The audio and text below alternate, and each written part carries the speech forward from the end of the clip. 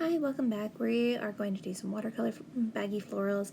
We just got a cheap $1 watercolor pan and our baggie and an old brush that we had laying around. So we're just going to pick up some yellow and then we are going to place it right onto our plastic bag. And so I'm just dabbing it around and getting a bunch of color because yellow is kind of light, but I want it to have a good base to kind of do some blending and things like that. So we've got a little bit on there. We are going to turn our baggie over and just mush it down. Just tap and peel it up. Then we are going to repeat that step again. Dab, dab, dab. Dab, dab, dab.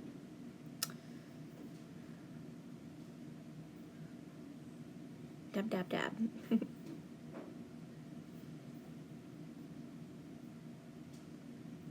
So we are going to repeat that, and we're ready. We're going to turn it over. Be careful when you're turning it over. It is water, so it does like to run off, but if it's a little messy on the sides, that's fine. So we're just going to smush that down. It makes a really fun, interesting pattern when we do that. So now I think I've got enough yellow.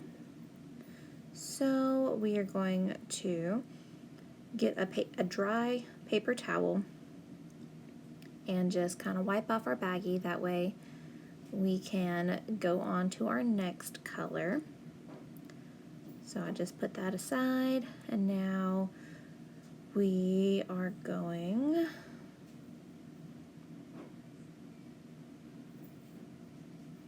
to pick up, well, to clean our brush first. And then we are going to pick up, let's see, some blue. Yep, blue sounds good. So just getting my brush really loaded. I'm going to paint it right onto that baggie.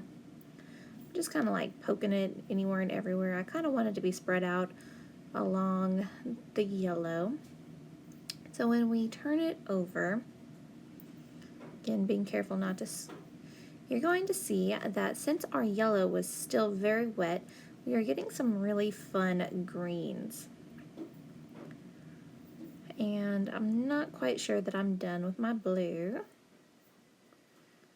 So we're going to pick that up, re-put some on our baggie, and we're just going to smush that down, tapping with our finger to kind of get it to spread out a little bit more. Gonna wipe that down. Then we're gonna get some more. I think it needs a little bit more over here, so we're just gonna, you can be a little precise with where you want your colors as long as you can place your dot in the correct spot. I think that is good, so I think we are going to move on to our next color. And we are going into red. Yep, I'm just going to get that nice and worked up there. We're going to place it on our baggie again, just like so. Just dab it away. Just dab, dab, dab. And then I think I need some color right here. So I'm just tapping it down so it spreads out more. And it makes some really fun orange colors up in the yellow where they kind of overlap. We're going to do a couple more of the red right there. Yep. Look at that really fun orange there in that yellow. I think it's turning out quite fun. It's kind of a paint splatter. You could also do this method and just use it as a background for like some words or something like that, but today we are going to be using, we're just going to doodle on top in a little while. So we're going to take some more red, and we're just going to, yep, right there. tap that down. Nice dark red there. And maybe a little bit. I think it needs a little something else, so something a little bit more structured.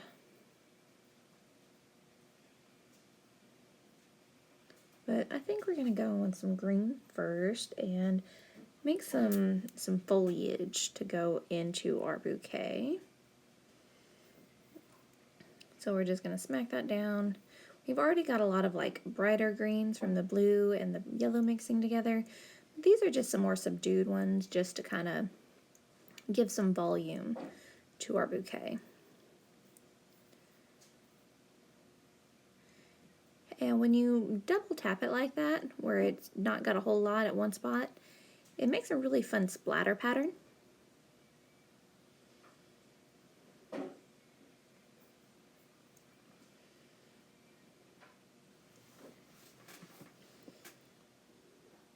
Alright, I'm just going to go in with some green here and create some stems. I am using the brush that came with my little watercolor set. Again, these were like a $1 set that we got probably at Dollar General. And I'm just going through and I'm making some crisscross and some straight ones. And you can either leave it with just stems floating in the air, or you can go in with another color and you can make a mason jar. That's what I'm planning on doing. So we're just going to start with a very slightly curved, like sideways C, and then connect it in an oval around our stems, making sure to take care at the back where the stems would be more visible, would be in front of the back of the glass. We're going to make some little zigzag lines and all the way over the front here, because it is in front of our stems, and we're going to make some little textures there. I'm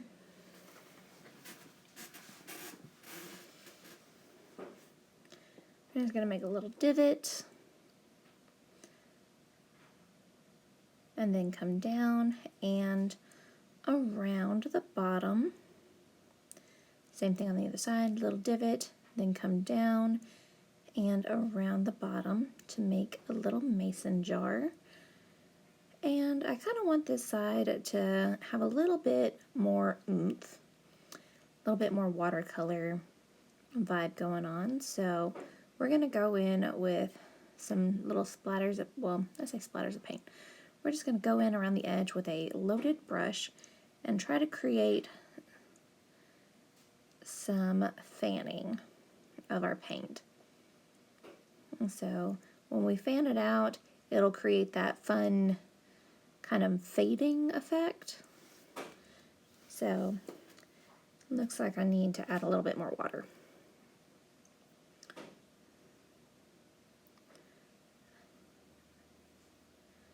So if you look closely up there at the top, it is doing some fading, and then it'll do it pretty good down here at the bottom now that it's got a nice coat of wetness. And you'll see how it spreads out.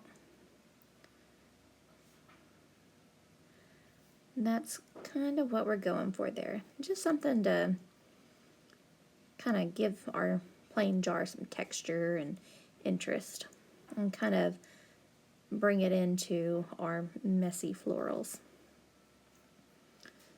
So we're just going to refine that. Now I think we need some water. So we're going into the blue, and we are going to do a little bit of a watered down blue. So I'm just trying to thin that blue out a little bit because it is a pretty bright blue. So we're just going to choose a spot and go for it. So choosing here. This is where my water line will start. And we're just going to drag it straight down.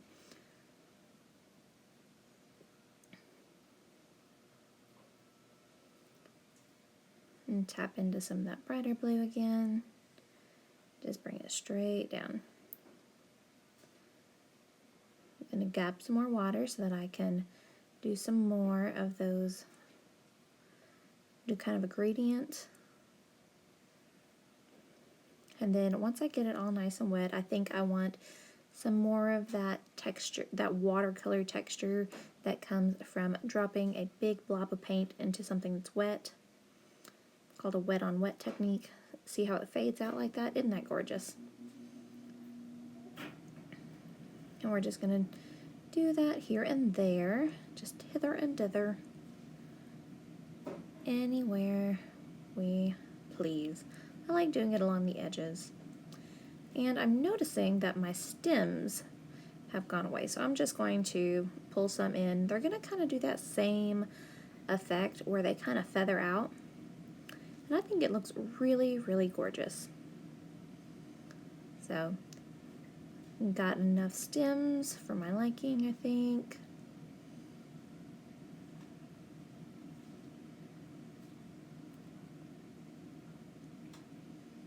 And I think we're going to go back in with some more green. Maybe create some more leaves down here at the bottom.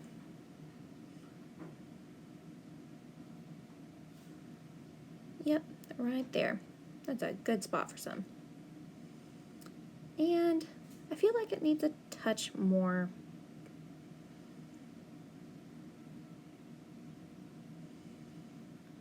So just gonna smack that on there, smack, smack. And that turned out to be a little bit of a brighter green, which is very nice. Rinse my brush out. And I think it needs more purple. So we're gonna go in with something a little bit more structured. It's going to look somewhat like a lavender plant. Oh, I dropped some. Let's just splatter that around. Sure, why not? Adds to the effects, right? All right. And we're done. Clean off your finger a little bit. Now we're gonna go in and do something that's similar to a lavender. We need a little bit more. All right, and we're just gonna dab in kind of a really tall, skinny triangle. I'm going to place one here, just wherever you think it needs a little pop of purple. Again, a really dabby, tall triangle is what we're aiming for.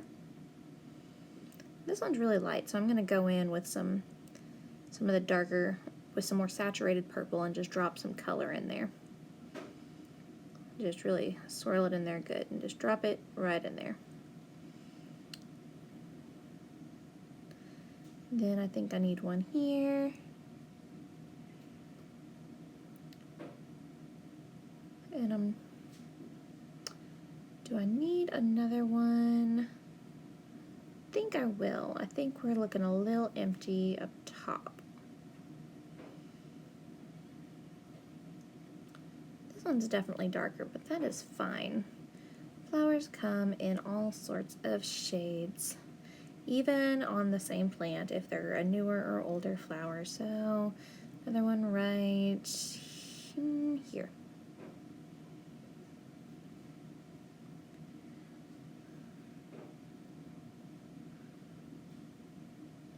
All right. We're gonna add some more. Just kind of drop in some darker color on that one.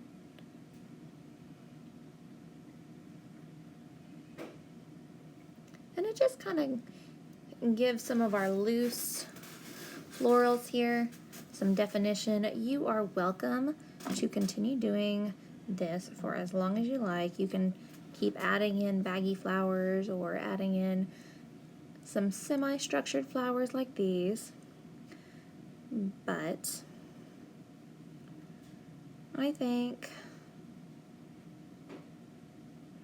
I might be done with the watercolors because I'm kind of fond of how it looks. I think that this is a really great color arrangement, and so now I'm going to take my black pen And I'm just going to choose a color that is dry. So our blue was one of our first colors that was dry, so we're just going to go in, we're going to make a couple of dots for the center, and then just do the most simple flower ever, just petals, and they don't have to be pretty petals, they don't have to be perfect, and then we're just going to take some lines to kind of look like some texture in the petal. We're going to do that, and then a leaf over here in the green, and they do not have to match up with your watercolors at all. So that's one of the great things about this project is like you can just kind of plan like green foliage, but your lines and shapes and paint do not have to match at all. You'll see here I was just like meh, and that is not leaf shaped at all, and we've even got some green runoff there. Found some more blue. I'm just gonna make another flower here. See how it runs off into the yellow and the pink, but we're still just going to add it in there. We're just going to do that, and here's some more. I'm going to make this one kind of a flatter flower. I'm going to do that by making my petals kind of circles at the bottom, and then adding in my taller petals at the back. So it kind of makes it look like it's angled.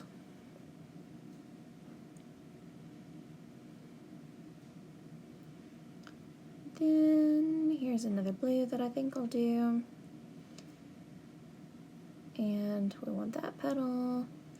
Then maybe, again, some flatter flowers. Kind of angled. Come up here at the top, being careful of my wet things. Got two big splotches here that I think will do. And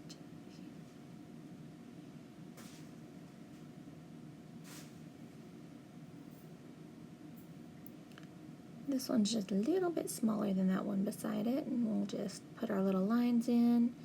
Again, these don't have to be pretty lines, they're just for texture.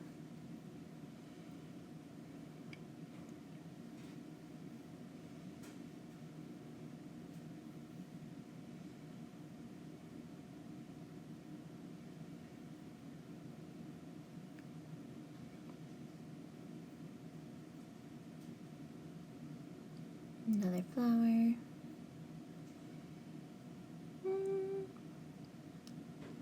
And I think we'll go in with a leaf here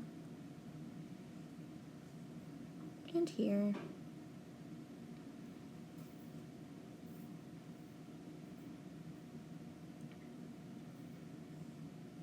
When I make a leaf, I just kind of do a weird S and then just bring it on back and then put a line in the middle of it. Some of my spots are still kind of damp, so my pen kind of sticks funny. And we are going to move in on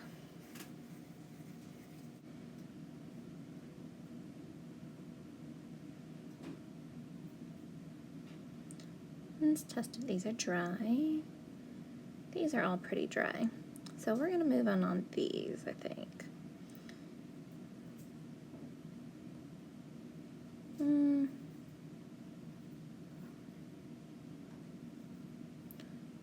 another leaf there. They weren't quite dry enough. And we're going to do a rose-like. So I just do a circle with a cross through the middle of it and a swirly like an at.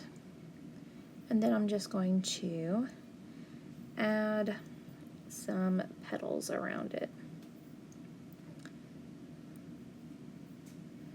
And I'm going to place that behind there so that it kind of looks like it's behind that blue flower. Do a little one here. Then we're just going to bring down so it looks kind of like a rose. I'm going to do that in all of my pink places. So we're just going to do the little circle with the X through it and a swirly and just bring it down in kind of a squiggle motion. I'm going to add some some petals here.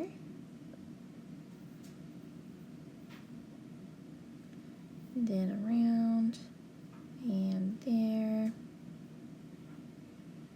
and one petal there. Just finish that one out. And a big leaf there, because there's little spots of green, and I think that's a great place for a leaf. Really need this to dry a little bit faster, but you can already see how it's starting to look really cute. And you are welcome to draw as much or as little as you want. You can leave certain things untouched if you'd like, but I'm not going to do that. I'm going to just add some frillies around my purple to kind of give them some definition.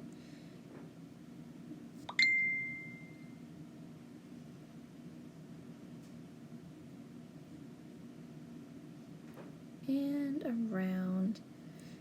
They don't have to be exact, they just gotta be kind of in the ballpark area, just like everything else. Everything else is just kind of ballpark area. Still kind of damp. It's best if you wait until it's all the way dry, but we didn't do that. So, looking at it, got a lot of empty spots here in the middle. I think the yellow, I want something abundant, so we're going to do these little bitty flowers. They're just little 4 or 5. They can just be placed anywhere and everywhere there that you see yellow, or anywhere that needs a little bit more floral. So these, of course, are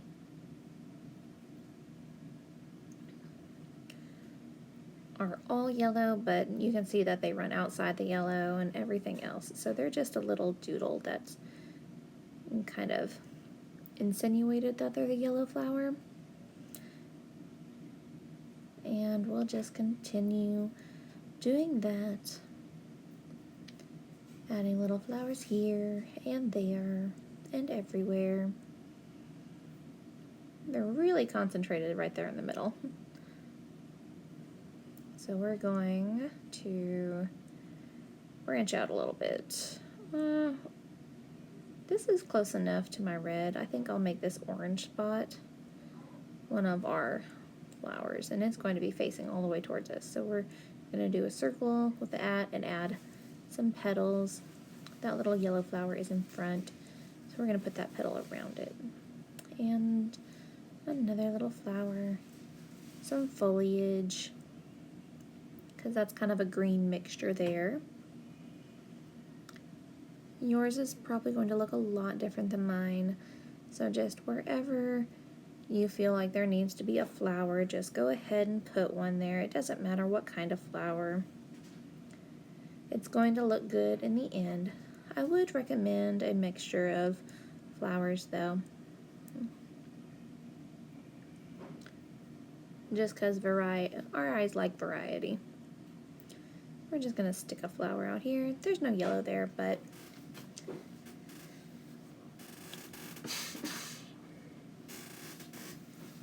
there's just a smidge of yellow there, so I'll put some flowers there.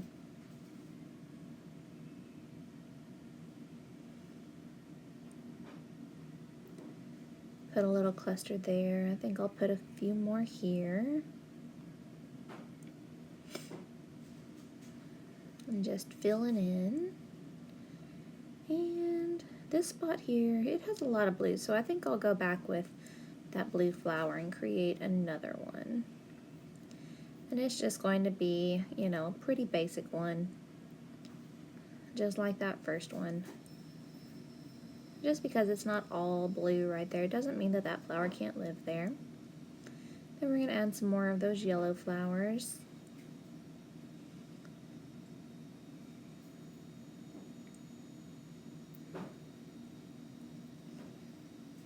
And I think we're done. I really like the way this project turned out. What do you guys think? Drop a comment.